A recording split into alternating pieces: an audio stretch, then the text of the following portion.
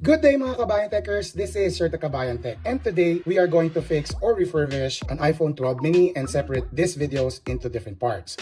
But before we begin, kindly click on the subscribe button. It will help my channel a lot. Thank you very much. So the tools that I need, some of them are optionals. You may or may not use them. Whatever helps you repair it faster, then you're all good with that. But for me, I use the Refux opener for any phone that has an intact screen. For the 12 mini, it has lines on the screen, so we need to replace the display. And also, the back is also shattered. We're going to have two videos for this. Either we're going to just replace the glass or replace it with the whole enclosure. Then when we go on to the battery, here shows it is already in service mode.